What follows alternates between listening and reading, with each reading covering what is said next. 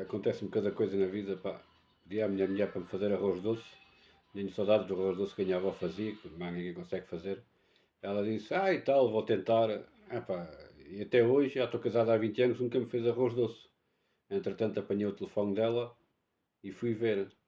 Ela foi pesquisar como é que se fazia arroz doce. Ela foi pesquisar ao Google que eu vi e tenho aqui as provas. Eu vou ver, eu vou pôr aqui as provas para vocês verem. Minha mulher foi pesquisar ao Google como é que se fazia arroz doce.